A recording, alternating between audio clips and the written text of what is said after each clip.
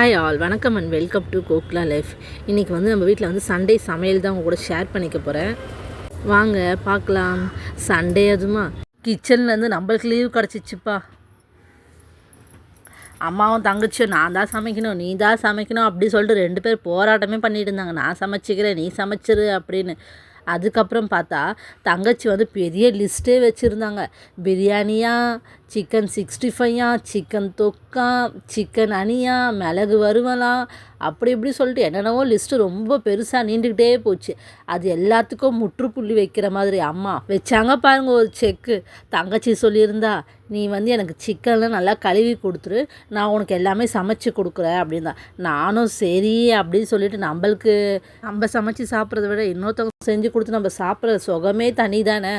அதனால் என்ன பண்ண சரி சொல்லிட்டு நானும் ஆசையாக சிக்கன்லாம் கழுவி வச்சுட்டு வரேன்.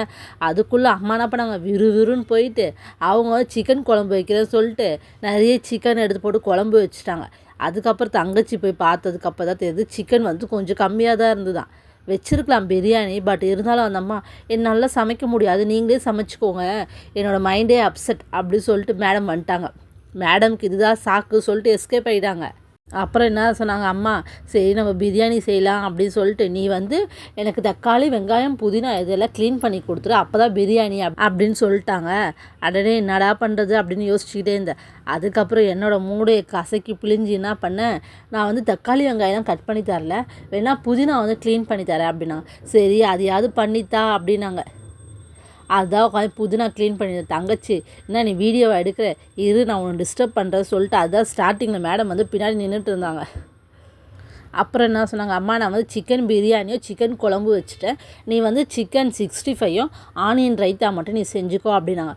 அதுக்காக தான் நான் உட்காந்து வெங்காயம் கட் பண்ணிட்டு இருந்தேன். சரி நம்ம ஆனியன் ரைத்தாவது செய்யலாமே, நம்ம எதுவும் செய்யாமல் இருந்தால் மற்றவங்க மனசு கஷ்டப்படுவாங்கல்ல, சரி சொல்லிட்டு நம்மளோட வேலை அந்த இடத்துல கொஞ்சம் இருக்கணும்ல, அதனால ரொம்ப கஷ்டமாக சமையல் ஆனியன் ரைத்தா செஞ்சுக்கலாம் அப்படி சொல்லிட்டு அதெல்லாம் ரெடி பண்ணிகிட்டு இருந்தேன். எப்படியோ ஒரு வழியாக வந்து சிக்கன் 65 நல்லா வந்தது. ஆனியன் ரைத்தா செம்ம டேஸ்ட்டு. எவ்வளோ கஷ்டப்பட்டு செஞ்சேன்னு தெரியுமா நான் ஆனியன் ரைத்தா. அம்மாவும் வந்து சிக்கன் பிரியாணி நல்லா டேஸ்ட் நல்லா சூப்பராக செஞ்சுருந்தாங்க. பட் வந்து காரம் வந்து கொஞ்சம் கம்மியாக இருந்தது, இருந்தாலும் ஓகே தான். நல்லா அரிசி வந்து உடையாமல் நல்லா உதிரியாக நல்லா ரைஸ் வந்து நல்லா சூப்பராக வந்துருந்தது. எனக்கு வந்து அன்றைக்கி வந்து ரொம்ப பிடிச்சிருந்தது. பட் வந்து நம்மளுக்கு வந்து நம்ம எப்போவுமே வந்து ஃபிஷ் லவர் தான், மீன்னா தான் நம்மளுக்கு வந்து ரொம்ப பிடிக்கும். சிக்கன்றப்போ ஏதோ யோசித்து கொஞ்சம் கொஞ்சமாக சாப்பிட்டுட்டு இருந்தேன்.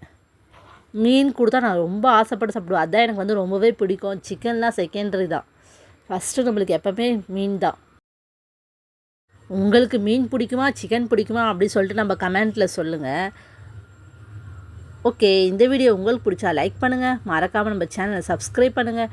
சப்ஸ்கிரைப் பண்ணி பார்க்குறவங்க எல்லாருக்கும் ரொம்ப பெரிய தேங்க்ஸ். சப்ஸ்கிரைப் பண்ணாதவங்க சப்ஸ்கிரைப் பண்ணிக்கோங்க. இந்த வீடியோ இதோடு முடிச்சுக்கலாம். ஓகே, பாய், தேங்க்யூ.